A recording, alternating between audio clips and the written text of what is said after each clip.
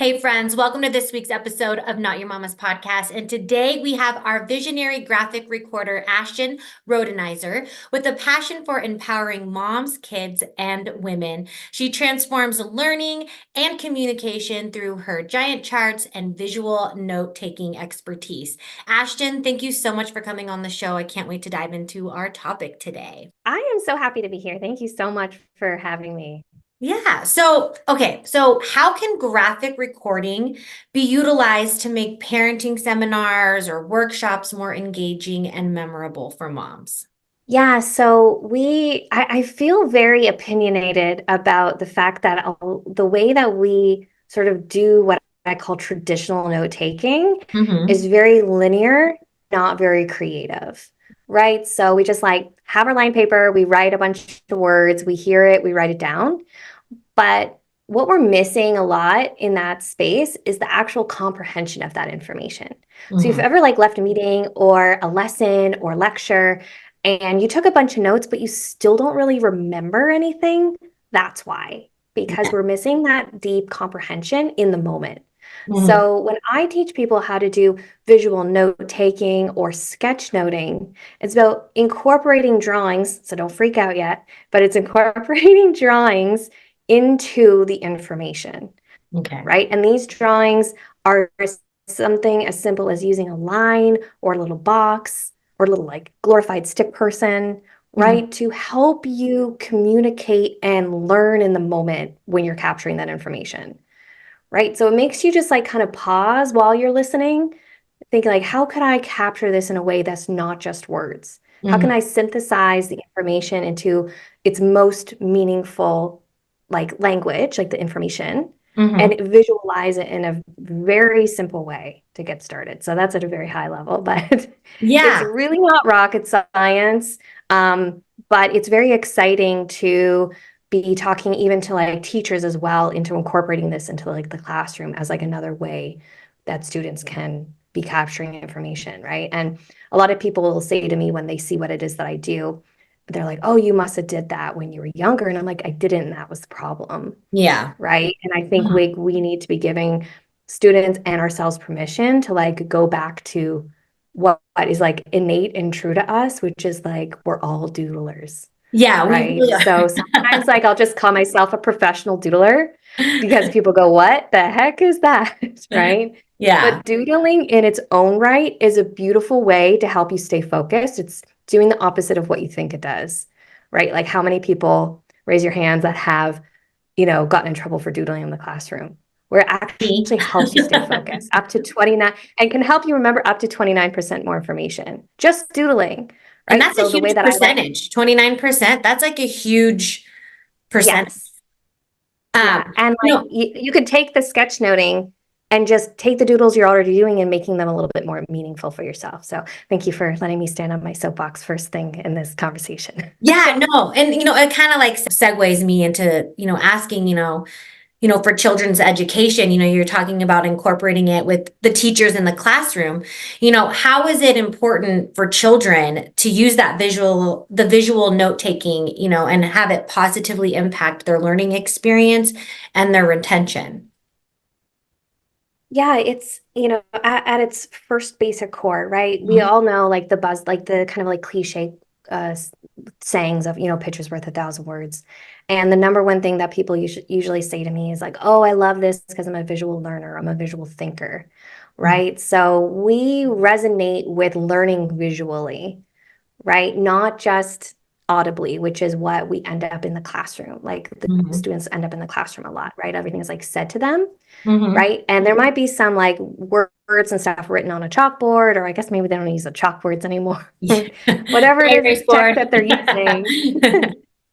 Well, what I'm experiencing with my own children now that they're younger, now my oldest she's 10 years old, Mhm. right? So up until this point, she has been encouraged to draw pictures to support her writing and vice versa.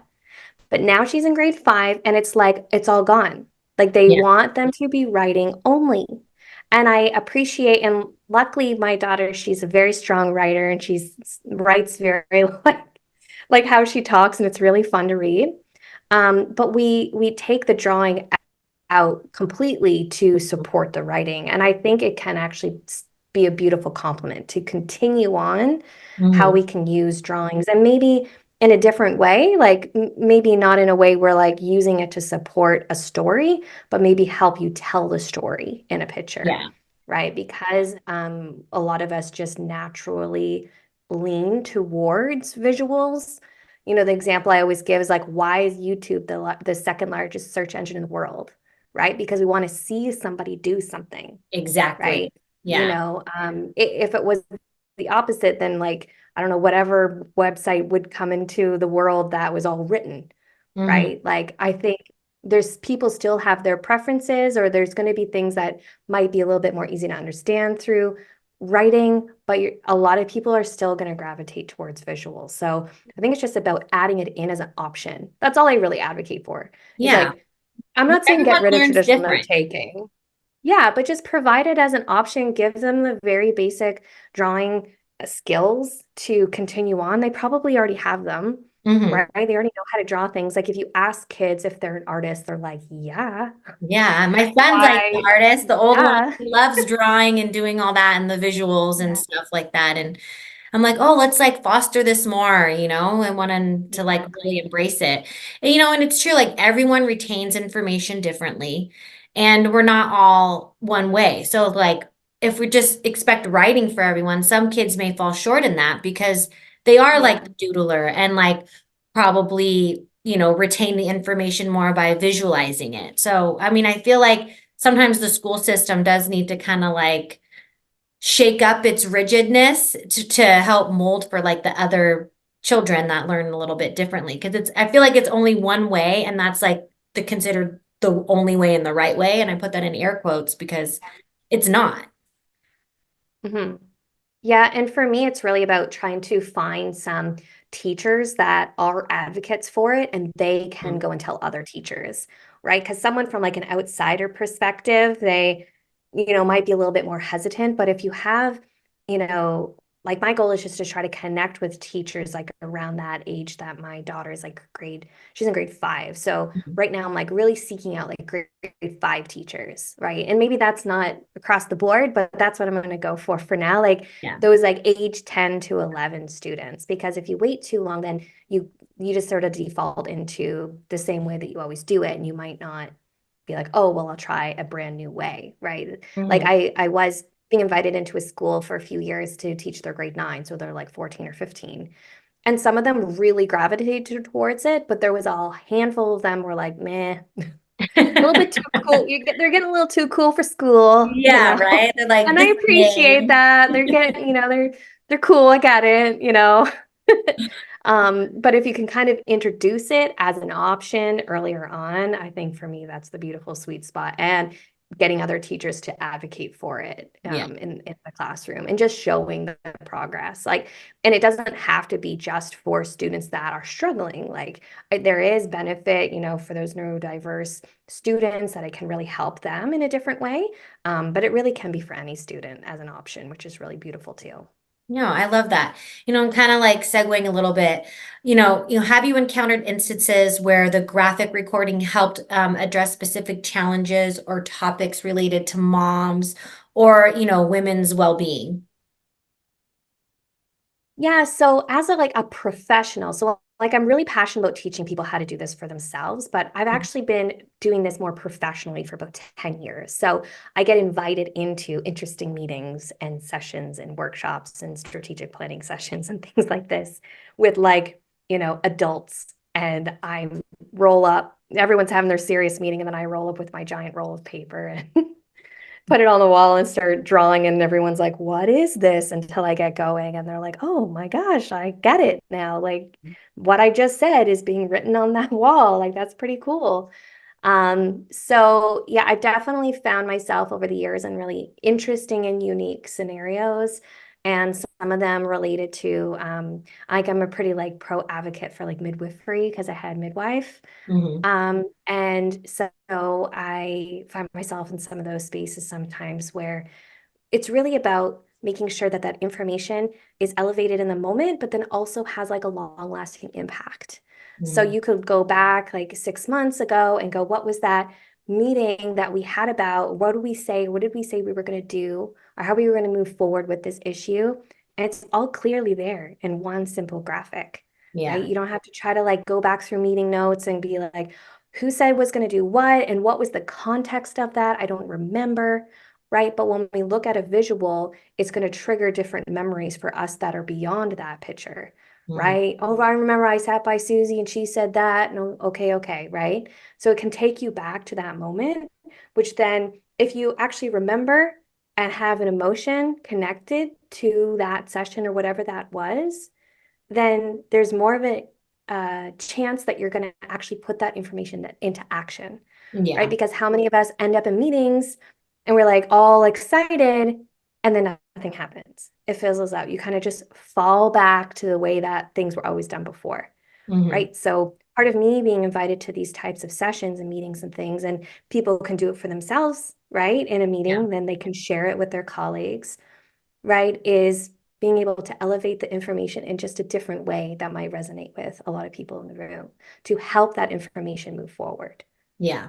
Yeah. Um, so what is one takeaway that you would like the audience to have before we dive into our Power Mom Chronicles? So one takeaway is that if you are doodler at heart, like get yourself a pretty notebook, get yourself a pen that you like, and just start taking notes by hand again. Like we end up kind of defaulting now. Everyone shows up at the meeting or at the session or whatever it is that we're doing, and just we bring the laptop out, Yeah. right? And we Mhm. start typing things out, right? And there's so much power and beauty in the pen, right? So, you can always type it up later if you want to. But challenge yourself to put pen to paper again and see how you focus on that information. Or, I love drawing with my kids and we create these like little doodle games and things together. So, and when your kids can see that you're learning and trying to, it Mhm. creates a different dynamic that you don't always have to be the teacher when you're the parent, Yeah. right? So just find like unique and interesting ways to incorporate doodling and whatever that looks like for you. Yeah. No, I love that. All right, Ashton, it is time for our Power Mom Chronicles, and I cannot wait to know what your answers are. So, my first one to you is, what's a game-changing lesson life has taught you? I would say that the importance of being naive, right? So if I think being naive has gotten a bad rap, and Hmm. I like come to like tell you it's not a bad thing because if you look back at things that maybe you were naive about at the time, you Hmm. wouldn't have done it, right? Yeah. If you like I used to organize like an art festival in my town. And I got this idea with meeting with another woman who organized another art festival similar that I was inspired from. And that's what she said to me. If we would have known it would have been this hard, we wouldn't have done it, Yeah. right? So like I think it's a beautiful thing to be in the spirit of being naive, right? That's when you're like at your most creative and you're like, wow, this is gonna work out and it's gonna be amazing, Yeah. right? And I think when we start to struggle and we start to see, oh, maybe it's a little bit more harder than we thought it was, just try to keep that naivety, like just try to keep that energy of like it's just gonna work out and I'm gonna just persevere and just see where this takes me. Yeah, no, I love that. That's a great answer. Yeah. And then so my second one is reflecting on your journey. What practical lessons or insights can our listeners apply to improve their own lives? Yeah, I think like pride yourself on being like a chill parent. Like Yeah. I don't have my kids sign up for anything, right? If you needed permission to not sign your kids up for anything, you can look at me and be like, Ashton doesn't sign her kids up for anything. I don't have to either. I think we like have so much pressure on ourselves to like have our kids in all these things and they have to learn all these things. And I'm like, we have so much fun as a family, spending our evenings like having supper, taking the dog for a walk, drawing, playing Yeah. board games, watching movies. Like, we spend a lot of fun time just being together, doing whatever. Mhm. right? Whatever season is happening, like right now, we found out that our pond is frozen. So that's where my kids are right now with my husband skating on the pond. Like, How but fun. if we had them overscheduled, we couldn't just be able to do these things, Yeah. right? So, I think for me, I've had to really ground myself and like, it's okay to like do my thing and also do nothing at the same Exactly. time. And your kids are not going to suffer if they don't have them in like a million activities. Yeah, no, it's true. We put so much pressure on ourselves and then, we compare ourselves to like the mom next door and like their kids and like all Yes. their activities and you're like, "Wait, am I a bad parent because I'm not Yeah, doing the same thing?" But you are in a sense. You're just doing it together as a family, whether it's like the board game or like coloring, it's like just more one-on-one like chill time instead of like, you know, exactly. whatever it is. Yeah, yeah, Um, exactly. Yeah. So my third question to you is offer a piece of wisdom for moms or whoever trying to find their own strength and voice. Oh my gosh, I could probably just cheat and say what I just said.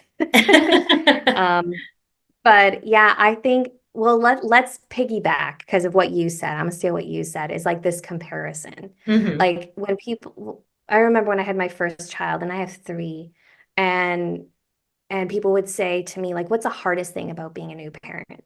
And I said, everybody else.